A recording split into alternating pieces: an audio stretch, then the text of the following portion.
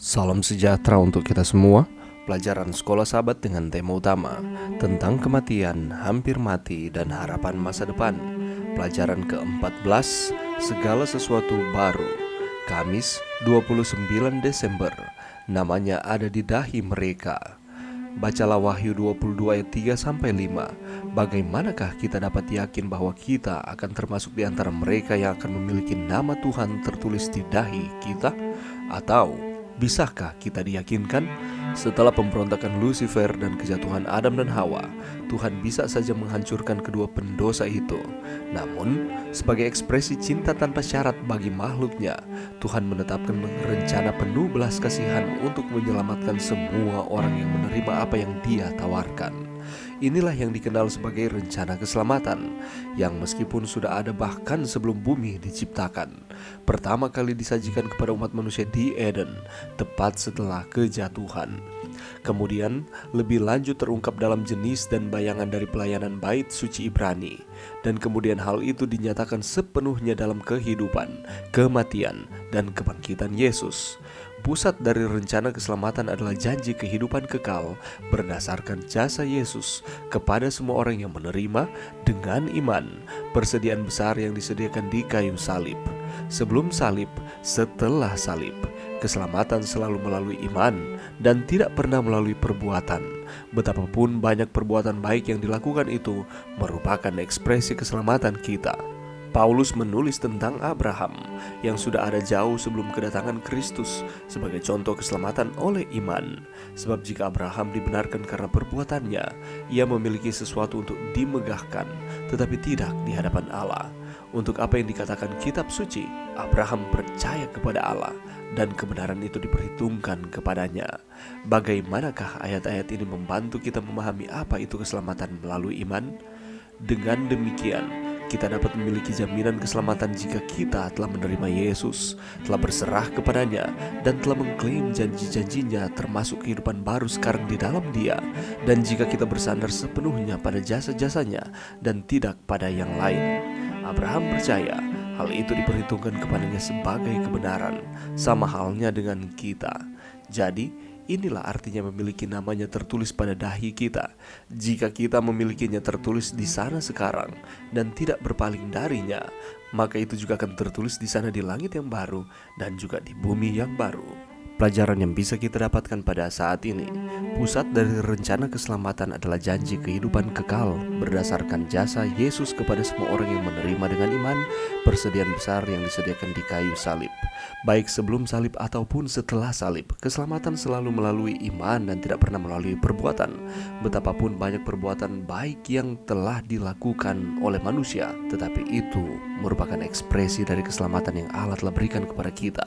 Oleh karena kasih karunia-Nya, keselamatannya diberikan kepada kita, sehingga setiap perbuatan-perbuatan baik itu merupakan refleksi dari keselamatan yang Tuhan telah berikan kepada kita. Perbuatan-perbuatan baik yang kita lakukan itu merupakan tindakan kasih kita kepada Tuhan atas keselamatan yang Ia telah berikan, bukan oleh karena usaha-usaha kita untuk menggapai keselamatan.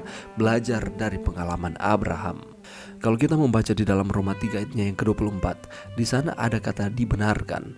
Apa maksudnya dibenarkan? Kata Yunani yang diterjemahkan membenarkan dapat berarti membuat benar, menyatakan benar, atau menganggap benar.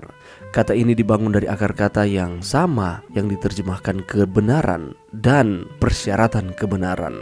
Oleh karena itu terdapat hubungan yang erat antara pembenaran dan kebenaran, suatu hubungan yang tidak selalu muncul dalam berbagai terjemahan. Kata dibenarkan ketika kita dinyatakan benar oleh Allah, bukan oleh karena usaha-usaha kita sendiri sehingga kita dapat membenarkan akan diri kita. Sebelum pembenaran ini, seseorang tidak benar oleh karena dosa-dosa yang selalu dilakukan, dan dengan demikian tidak dapat diterima oleh Allah. Dan setelah pembenaran, dia dianggap benar dan kemudian dapat diterima oleh Allah. Dan hal ini terjadi hanya melalui kasih karunia Allah. Kasih karunia berarti kemurahan, sesuatu yang sebenarnya tidak layak kita dapatkan tetapi diberikan oleh Allah kepada kita. Ketika seorang berdosa berbalik kepada Allah untuk keselamatan adalah tindakan kasih karunia untuk mempertimbangkan atau menyatakan orang itu menjadi benar. Itu adalah kemurahan yang tidak layak didapatkan, dan orang percaya dibenarkan tanpa jasa apapun yang melayakkannya, tanpa apapun yang dapat dipersembahkan kepada Allah dari dirinya sendiri, kecuali ketidakberdayaannya yang sangat dalam. Orang ini dibenarkan melalui penebusan dalam Yesus Kristus, penebusan yang ditawarkan oleh Yesus sebagai pengganti dan jaminan bagi orang berdosa. Dan kalau kita lihat pembenaran yang ditampilkan dalam kitab Roma adalah sebagai satu tindakan yang pernah terjadi, yaitu itu terjadi pada satu waktu. Suatu saat orang berdosa berada di luar, tidak benar dan tidak diterima. Saat berikutnya setelah dibenarkan, orang tersebut berada di dalam, diterima dan benar. Dalam Roma 5:1, kata dibenarkan secara literal berarti telah dibenarkan. Oleh siapa? Bukan oleh perbuatan baik, tetapi oleh karena kasih karunia melalui Yesus Kristus. Dengan demikian kita dapat memiliki jaminan keselamatan jika kita telah menerima Yesus, telah berserah kepadanya, dan telah mengklaim janji-janjinya, termasuk kehidupan baru sekarang di dalam Dia. Dan jika kita bersandar sepenuhnya pada jasa-jasanya dan tidak pada yang lain. Abraham percaya, demikian pula itu diperhitungkan kepadanya sebagai kebenaran. Sama halnya dengan kita, demikian pula yang dinyatakan oleh Rasul Paulus.